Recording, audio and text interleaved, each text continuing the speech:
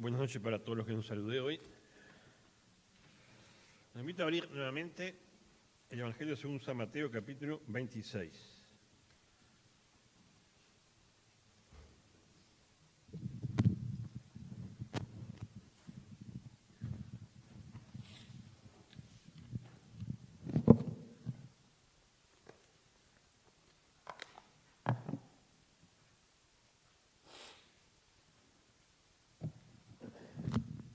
Versículos 36 hasta 46.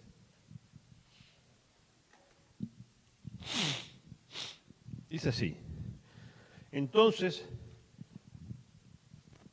llegó Jesús a un lugar que se llama Getsemaní y dijo a sus discípulos: Siéntense aquí, entre tanto que voy allí y oro. Y tomando a Pedro y a los dos hijos de Zebedeo, comenzó a entristecerse y a angustiarse en gran manera.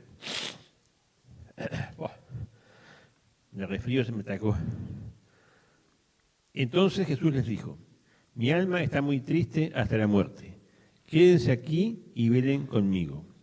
Yendo un poco adelante, se adelantó sobre su rostro orando, diciendo: Padre mío, si es posible, pase de mí esta copa, pero no sea como yo quiero, sino como tú. Volvió luego Jesús a sus discípulos, los halló durmiendo y dijo a Pedro: ¿Así que no han podido velar conmigo una hora? Velen y oren para que no entren en tentación. El espíritu de la verdad está dispuesto, pero la carne es débil.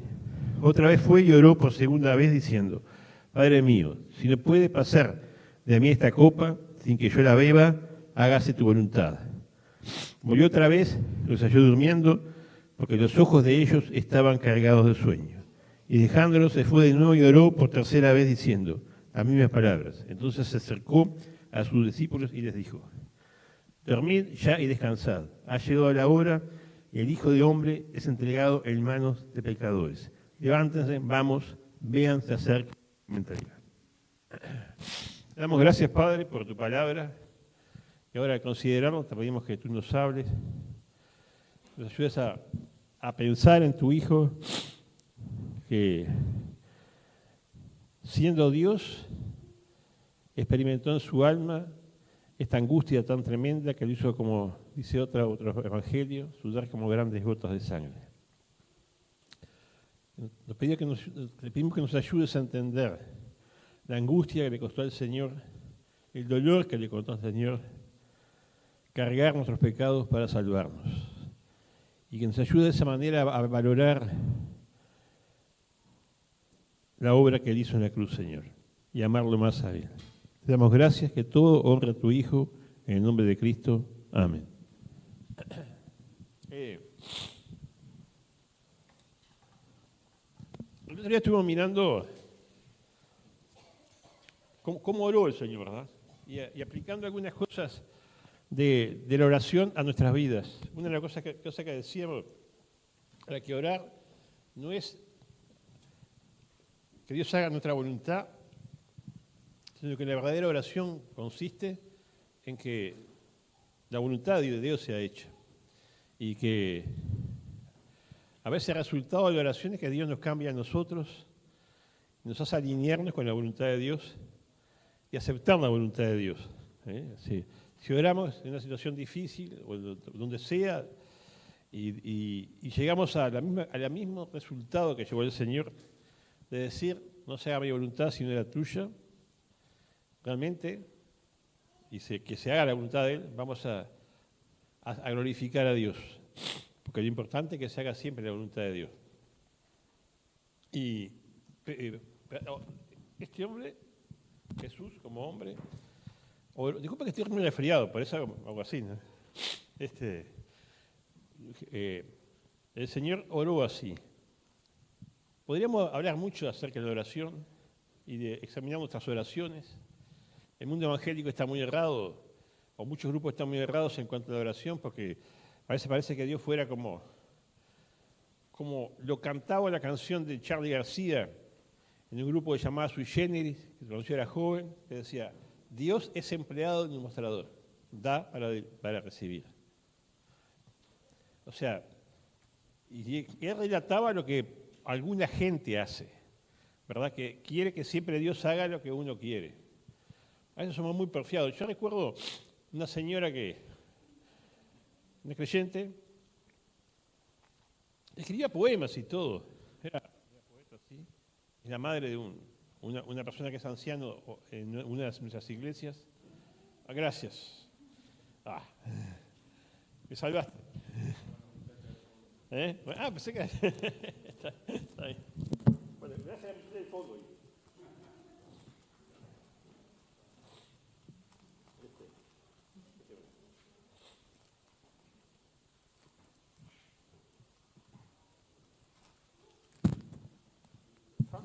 Estos resfríos que me vienen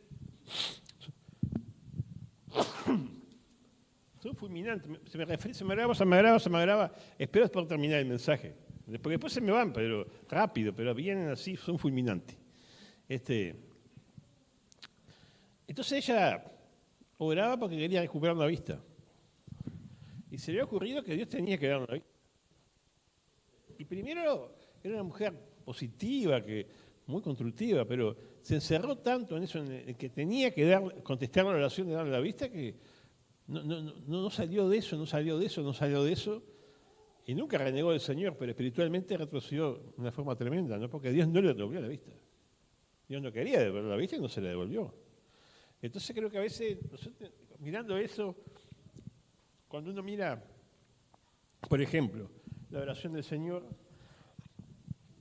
y cuando uno mira al apóstol Pablo, cuando oraba, que oró 3 veces para que el Señor le quitara el aguijón de la carne, y el Señor le dijo que no, que le bastaba la gracia, le contestó, fue oído, pero le dijo que no. Yo creo que tenemos que aprender, ¿no?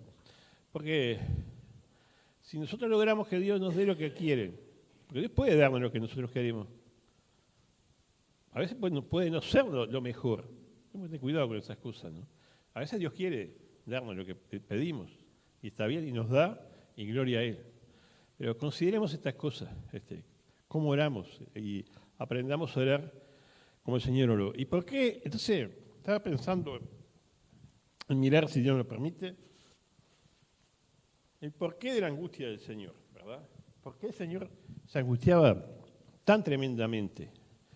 Y yo creo que todos sabemos por qué, porque por eso no creo que haya que decir nada nuevo, pero creo que cuando uno mira la angustia que el Señor sintió ante lo que venía, uno entiende lo que es el pecado, la gravedad de nuestro pecado. No fue sencillo ni fácil para el Señor salvarnos. Como cité, no sé si el viernes o el otro domingo, la gracia es gracia, pero como escribe Schaffer, no es barata, ¿verdad? La gracia es gracia, pero no es barata. El pecado nuestro es muy grave, mucho más grave de lo que uno se imagina. Y si tú quieres pensar un poco en la gravedad del pecado tuyo y mío, observa el Señor en Getsemaní.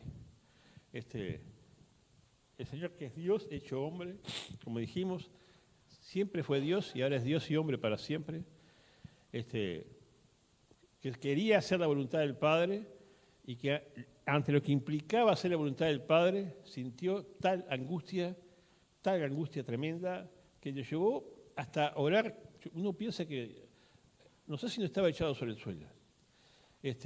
Dios mandó un ángel, ¿verdad?, para confortarlo, pero no le dijo que había otra opción. No había otra opción para salvarnos de nuestros pecados, de que Él hiciera lo que había venido a hacer. Romanos 8:3 dice: Dios ha hecho lo que la ley de Moisés no pudo hacer. Estoy leyendo una versión popular, ¿no? Pues no era capaz de hacerlo debido a la debilidad humana. Dios envió a su propio Hijo en condición débil, como la del hombre pecador, y como sacrificio por el pecado, para de esta manera condenar al hombre y en esa misma condición débil. Era imposible para la ley por cuanto era débil por la carne, Dios enviando a su Hijo en semejanza de carne de pecado, y a causa del pecado condenó al pecado en la carne. Eso quiere decir que el Hijo se tuvo que hacer hombre, carne, en un estado de humillación. No se hizo pecador, pero sí fue un hombre débil, limitado como somos nosotros. ¿Para qué? ¿Para qué? Para condenar en ese cuerpo, en su carne, nuestro pecado. Dice 1 Corintios 5, 19 al 21. O sea, Dios estaba en Cristo, en la cruz, ¿no? Dios estaba en Cristo reconciliando consigo el mundo, no tomándoles en cuenta a los hombres sus pecados. Y nos encargó a nosotros la palabra de la reconciliación. Así que somos embajadores en nombre de Cristo, como si Dios rogase por medio de nosotros, os rogamos en nombre de Cristo, reconcíliense con Dios. Versículo 21. Al que no conoció pecado, por nosotros lo hizo pecado, para que nosotros fuésemos hecho semejanza, hecho justicia de Dios en él. Al que no conoció pecado, por nosotros lo hizo pecado, para que nosotros fuésemos hechos justicia de Dios en él. Cuando Cristo estuvo en la cruz, cargó todos nuestros pecados. Estaba el pecado en él. Todo lo reino que nuestros pecados estaba en el cuerpo de Cristo. Cristo estaba cargando todos nuestros pecados, todos. ¿Verdad? Dice Pedro, no lo copié, pero dice que en el madero, sobre su cuerpo, llevó nuestros pecados. Él cargó todos nuestros pecados.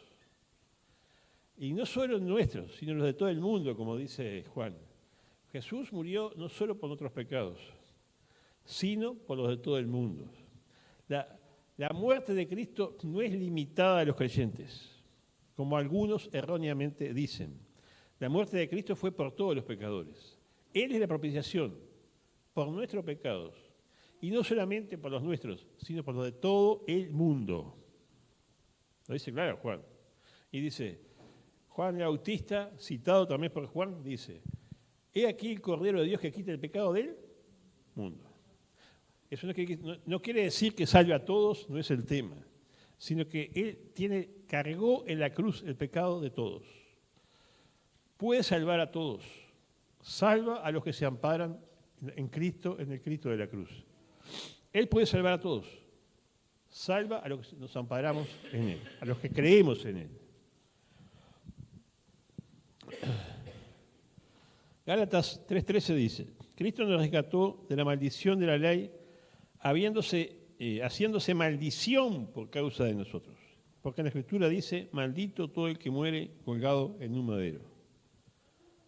O sea, Cristo al ir a la cruz no fue algo bendito, se hizo maldito, no es la Escritura. Nadie lo obligó, quiso hacerlo. Isaías 53, 3 al 5 dice, despreciado y desechado entre los hombres, varón de dolores, experimentado en quebranto. ¿Y cómo escondimos de él el rostro? Fue menospreciado y no lo estimamos. Dice, versículo 4, ciertamente él llevó nuestras enfermedades y sufrió nuestros dolores. Y nosotros estuvimos por azotado, por herido de Dios y abatido. 5, mas él herido fue por nuestras rebeliones, molido por nuestros pecados. El castigo de nuestra paz fue sobre él, y por su llaga fue nosotros curados. Mateo, y después, finalmente, Mateo 27, 46. Es un pasaje tremendo que dice lo que sintió, lo que experimentó Jesús en la cruz. Lo dice clarísimo en los 3 evangelios. Jesús cuando estuvo en la cruz, lo dijo en arameo, dijo, lama, lama, sabactani. Y quiere decir, como dice Mateo 27, 46, cerca de la hora 90, Jesús clamó a gran voz diciendo, Elí, Elí, lama, sabactani. Esto es, Dios mío, ¿por qué me has desamparado? ¿Qué experimentó Jesús en la cruz? El desamparo de Dios. Martín Lutero dice, no puedo entenderlo. Dios abandona a Dios. Y yo no entro más que eso ahí. Digo lo que la Escritura dice. Jesús en la cruz sufrió la muerte. No solo, sino en todo. La muerte es separación de Dios, es separación. La muerte es separación. Nosotros estábamos condenados a la eterna separación con Dios. El infierno, el lago de fuego, que es el destino eterno de los no creyentes, es separación eterna con Dios. El lago de fuego es separación eterna de Dios. O sea, la falta, no que Dios no esté, sino que no tiene contacto, te abandona. En el lago de fuego, la gente, no es que Dios no esté en el lago de fuego, porque Dios está en todas partes, pero la gente está abandonada de Dios, está destituida de la gracia, ya no tiene gracia. No solo que está destituida de la gloria, como está el hombre ahora, sino que ya no hay gracia para que está en la condenación, no hay esperanza, está muerto. La paga del pecado es muerte, no solo física. ¿Qué experimentó Jesús en la cruz? La muerte. Jesús en la cruz experimentó la muerte. Él es el Hijo amado. Esa perspectiva de Jesús, ver eso que iba a suceder en la cruz, lo que iba a tener que cargar y lo que iba a tener que recibir era tremendo. La ira de Dios está contra el pecador. Él experimentó la ira de Dios. Como muchos escritores dicen, muchos, no lo voy a citar porque son muchos, todos. En la cruz, el Señor experimentó el lago de fuego de todos, el infierno de todos. Todo lo que nosotros teníamos que experimentar por la eternidad, el Señor en la cruz lo experimentó. Era Dios, claro que era Dios. Pero no era fácil cargar el pecado. Creo que podemos decir que resucitar a Lázaro era sencillo para el Señor. Que calmar el mar era sencillo para el Señor. Que curar a un leproso era sencillo para el Señor.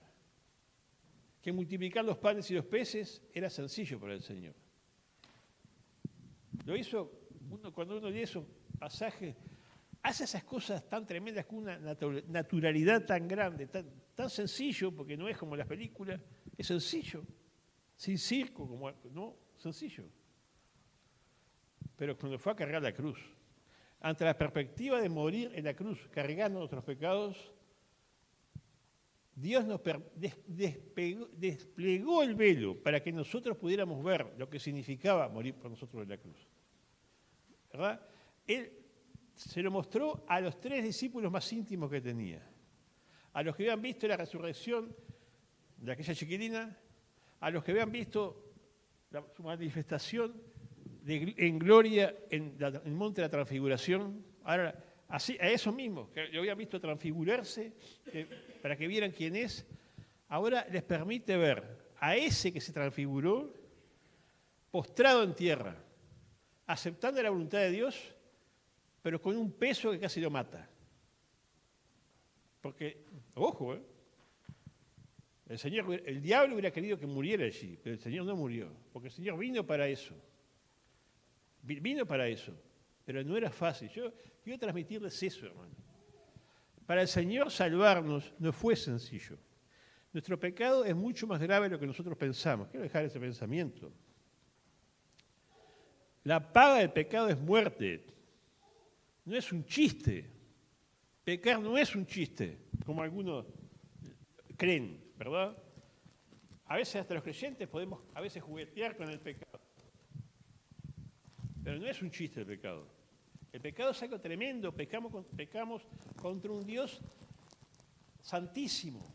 Como decían los judíos que no tenían esa palabra santísimo, por eso los judíos decían que Dios es santo, santo, santo, 3 veces santo. Y eso quiere decir santo a la máxima potencia, diríamos nosotros en nuestro lenguaje. Y contra ese ser tan santo es que nosotros pecamos.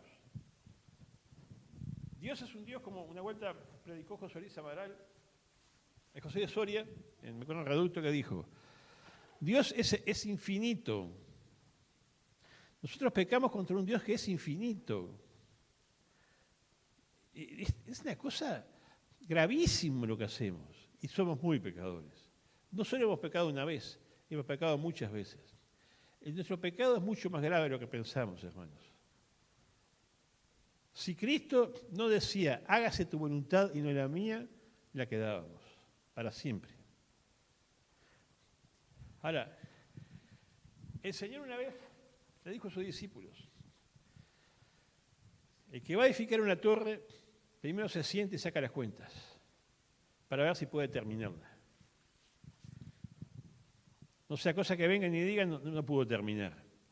El que va a salir a una batalla, primero saca los cálculos, si puede ganar la batalla, si no pide si no, busca un arreglo.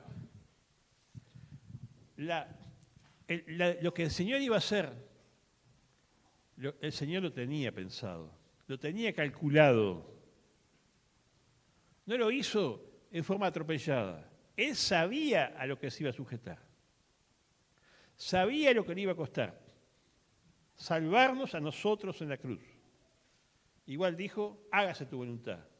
Él quiso salvarnos. Tuvo el deseo de salvarnos. Decidió salvarnos. En la eternidad, cuando se hizo hombre, cuando emprendió el camino a Jerusalén y allí en Getsemaní, dijo, sí, Padre.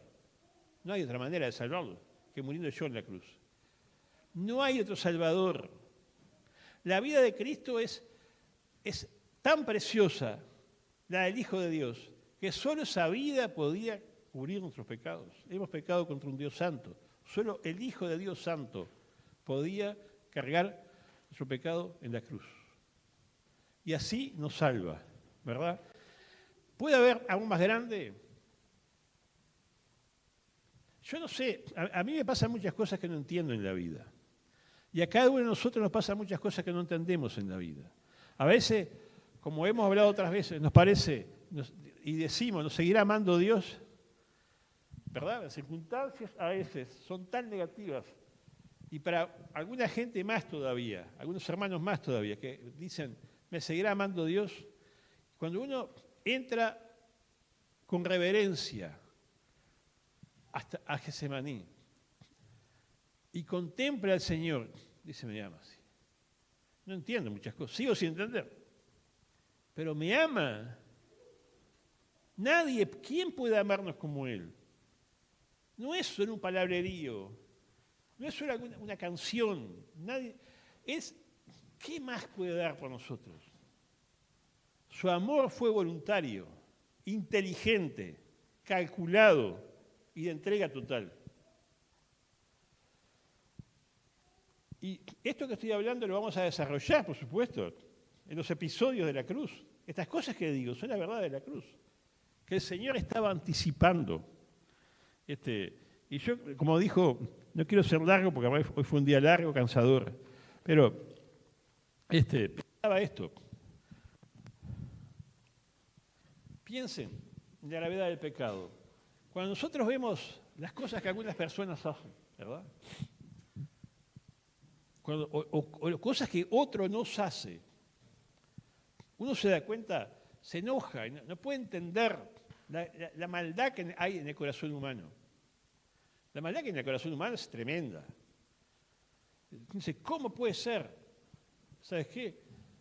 Ese pecado que tú juzgas en el otro, que dices que no puedes entender, ese pecado es el que llevó a la cruz. Y cargar ese pecado en su cuerpo, hacerse cargo de la culpa del pecado. Es tremendo. Pero también cuando tú descubres lo que eres y lo que has hecho y lo que haces a veces, y no quieres ni pensar en esas cosas, ¿no les pasa eso? A veces no queremos pensar y queremos justificar cosas en nuestra vida. Hay cosas tan graves que no podemos entender, no queremos pensar, no queremos enfrentarlos. Queremos que se nos borren.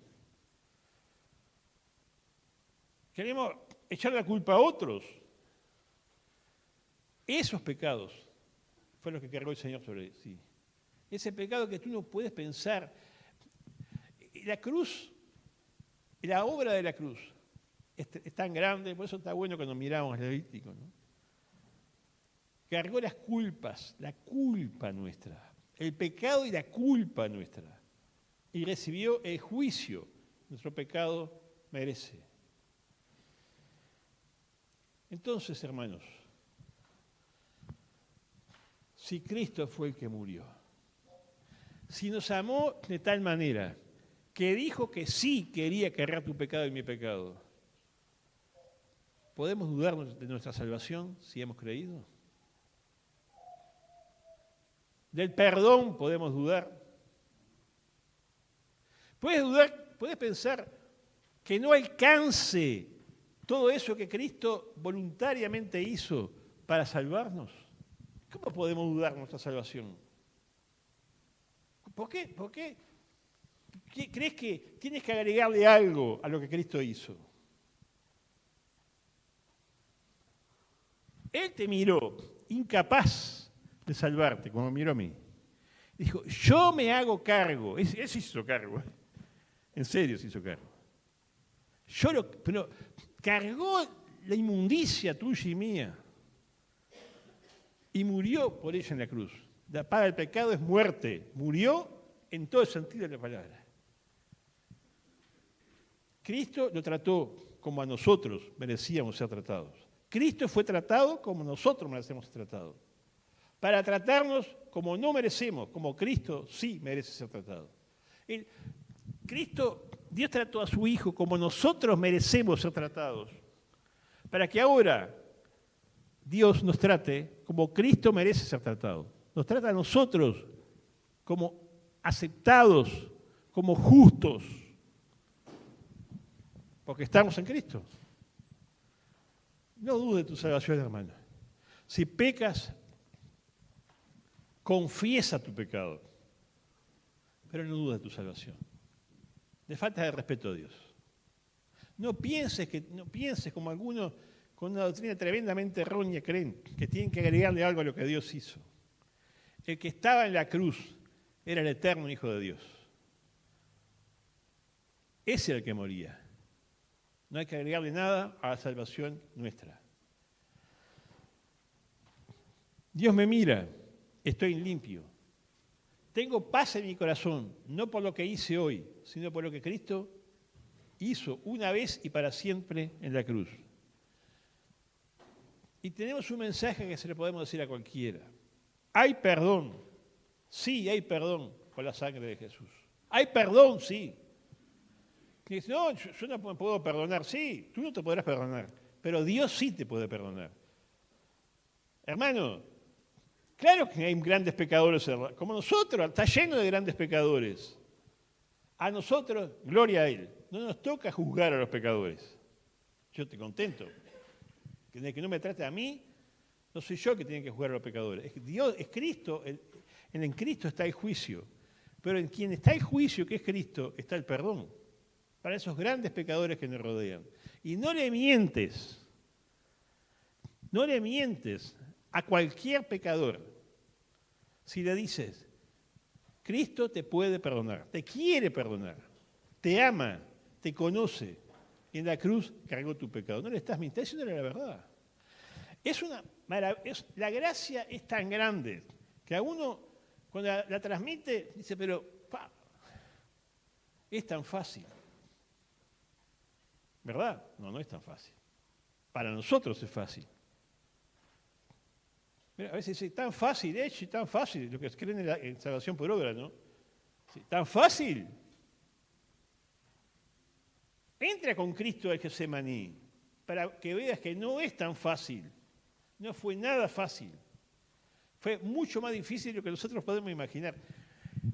El alma de Cristo es tan gigante que nosotros podemos mirarla y un atisbo de luz, de ver lo que pasó allí en el Getsemaní. Estamos mirando algo, pero solo Dios sabe lo que pasó allí en el corazón de Cristo, por lo profundo que es. Entonces podemos decirle a cualquiera que Cristo salva, que Cristo perdona para siempre, que puede estar en paz con Dios para siempre. Uno ha leído tantas cosas de gente condenada a muerte, en países donde hay pena de muerte, que se convirtieron antes de morir y entendieron el perdón de Dios. Murieron igual, porque la justicia del hombre los había condenado. Pero murieron perdonados por Dios. No perdonados por el hombre, pero sí perdonados por Dios. Cuando el hombre perdona, trata de justificar los errores cometidos. Trata de dar algún argumento para considerar menos graves las cosas hechas. Pero cuando Dios perdona, dice, es más grave todavía de lo que tú crees. Pero lo que Cristo hizo es más grande que tu pecado. Cuando abundó el pecado, sobreabundó la gracia. La gracia de Dios es mucho más grande que todos nuestros pecados. Por eso nos puede perdonar y podemos predicarle a cualquiera el perdón. Entonces, hermano, no sé qué hiciste en tu vida. No te tortures por lo que hiciste. Si has creído en Jesucristo. Estás limpio. Tu pecado ha sido perdonado. La paga de ese pecador era la muerte y Cristo la murió voluntariamente. La vida de Cristo es mucho más grande que la tuya y fue la que fue ofrecida en la cruz y por eso te salva, no dudes, no te tortures más. ¿Cómo podemos tener paz, hermanos? Entrando en la presencia de Dios para entender lo que Cristo hizo en la cruz. Hermano, compartamos estas cosas unos con otros. A veces estamos tan atormentados porque no logramos la medida que queremos lograr. Pero Dios te perdonó gratis. Y cuando encuentres gente que no se perdona a sí mismo y no conoce a Cristo, cuéntale tu historia. El Evangelio no es para los que se creen cra. Predicar el Evangelio no nos tiene que hacer sentir mejor que los otros. Tenemos que vernos a nosotros mismos, cómo somos. Y si me perdona a mí, ¿por qué no te va a perdonar a ti también? ¿Qué te crees? ¿Que yo soy mejor que tú? No soy mejor que tú, soy peor que tú. Sin embargo, Cristo me perdonó, ¿verdad? Hay perdón por la sangre de Jesús, sí. Él cargó nuestros pecados. Quiso hacerlo. No, Padre, si no hay otra forma, bebo la copa. Hágase tu voluntad, no la mía. Gloria a Dios. Gloria a Cristo, merece toda nuestra adoración. Que Dios bendiga su palabra, que nos ayude a conocer un poco más a Jesús y disculpe por el resfrío.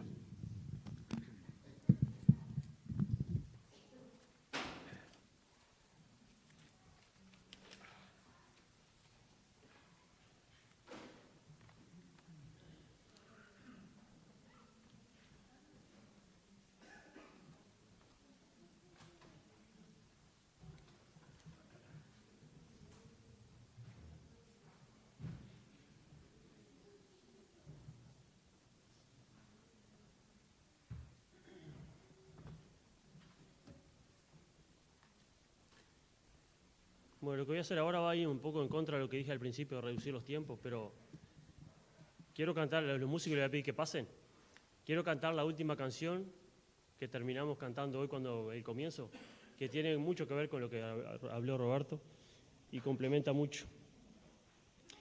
Y los que quieran hacerla de pie sería buenísimo, no es obligación. Ya somos un pueblo que Dios libertó.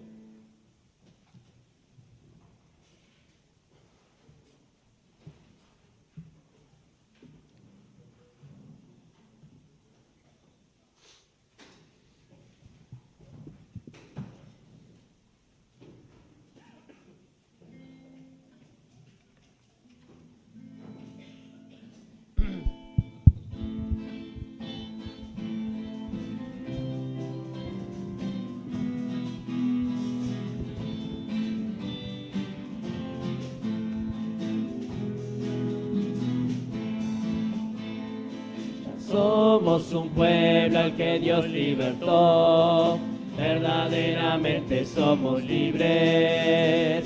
Y fuimos comprados por su grande amor, pues Cristo nos rescató.